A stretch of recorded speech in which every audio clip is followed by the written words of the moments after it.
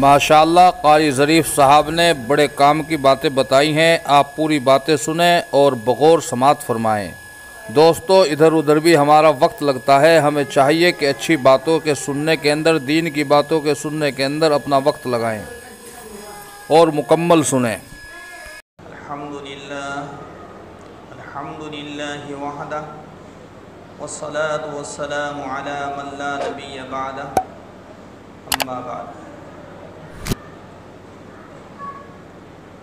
قال اللہ تبارک و تعالی اعوذ باللہ من الشیطان الرجیم بسم اللہ الرحمن الرحیم فیہ رجال یحبون ان یتطہروا واللہ یحب المطہرین۔ وقال النبی صلی اللہ علیہ وسلم الطہور شطر الایمان او کما قال علیہ الصلوۃ والسلام۔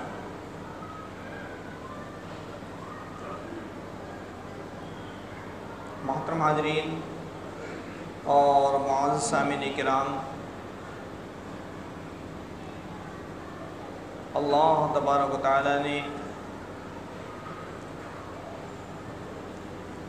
قرآن پاک کے اندر ارشاد فرمایا واللہ یحب المطہرین، اللہ تعالیٰ ان سے محبت فرماتے ہیں جو خوب پاکی حاصل کرتے ہیں۔ اللہ تعالیٰ ان سے محبت فرماتے ہیں جو خوب پاکی کو پسند فرماتے ہیں۔ اس لیے فرمایا کہ پاکی آدھا ایمان ہے، پاک رہنا آدھا ایمان ہے، اس لیے کہ بغیر پاکی کے نہ تو نماز پڑھی جا سکتی ہے، نہ قرآن پاک کی تلاوت کی جا سکتی ہے۔ اس لیے ہر نیک عمل کے لیے پاک رہنا ضروری ہے، شرط ہے، اس لیے ہمیں پاکی کا اہتمام کرنا چاہیے۔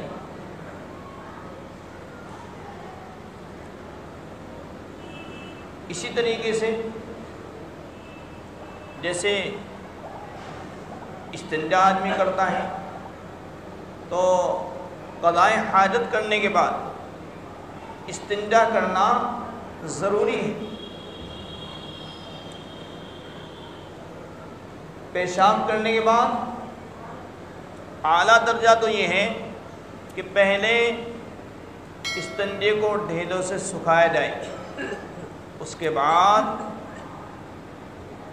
پانی سے طہارت حاصل کی جائے۔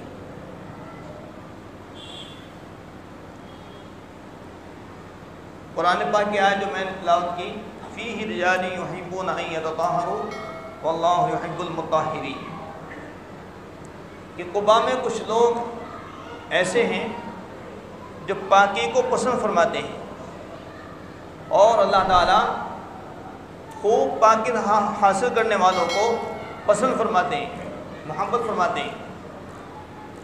کہ قبا میں کچھ لوگ ایسے ہیں جو پاک رہنے کو پسند کرتے ہیں اور اللہ تعالیٰ خوب پاک رہنے والوں سے محبت کرتے ہیں۔ اللہ کے نبی صلی اللہ علیہ وسلم پر جب آیت شریفہ نازل ہوئی تو آپ نے جو قباء کے مسجد قباء کے آس پاس جو صحابہ رہتے تھے ان کو آپ نے بلوایا اور پوچھا کہ تم ایسا کیا عمل کرتے ہو کہ اللہ تعالیٰ نے تمہاری پاکی حاصل کرنے کی تعریف فرمائی۔ انہوں نے عرض کیا یا رسول اللہ ہم کوئی خاص عمل تو کرتے نہیں، البتہ اتنا ضرور ہے کہ جب ہم استنجا کرتے ہیں، قضاء حاجت کرتے ہیں تو پہلے استنجے کو ڈھیلوں سے صاف کرتے ہیں، اس کے بعد پانی سے طہارت حاصل کرتے ہیں۔ اللہ کے نبی صلی اللہ علیہ وسلم فرمایا فَهُوَ ذَاكَ فَعَلَيْكُمْ، بس یہی بات ہے، اسی کو کرتے رہو۔ کیا بات تھی وہ کہ صحابہ پہلے ڈھیلے سے استنجا خشک کیا کرتے تھے، اور پھر پانی سے طہارت حاصل کرتے تھے۔ تو اس طریقے سے طہارت حاصل کرنے کی قرآن پاک کے اندر تعریف فرمائی گئی ہے، اس لیے ہمیں پاکی کا خوب اہتمام کرنا چاہیے۔ پیشاب کی چھینٹوں سے نہ بچنا، یہ بڑا خطرناک گناہ ہے، اور اس کے بارے میں فرمایا گیا کہ قبر کا عذاب اکثر پیشاب سے احتیاط نہ کرنے کی وجہ سے ہوتا ہے۔ ایک مرتبہ اللہ کے نبی صلی اللہ علیہ وسلم سفر میں تھے، دو قبروں کے پاس سے گزر ہوا، تو آپ صلی اللہ علیہ وسلم کی اونٹنی بدکنے لگی۔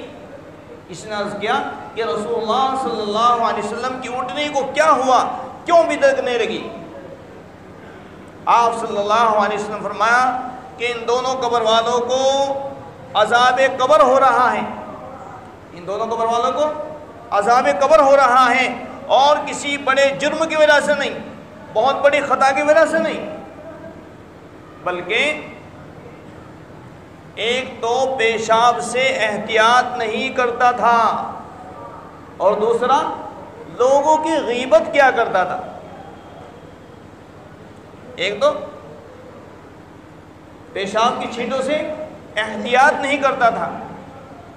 اب دیکھو ہمارے کتنے نوجوان بچے ایسے ہیں جو صرف استنجا کر کے ایسے ہی کھڑے ہو جاتے ہیں، اور بعد تو اس سے بھی آگے کھڑے کھڑے پیشاب کر لیتے ہیں۔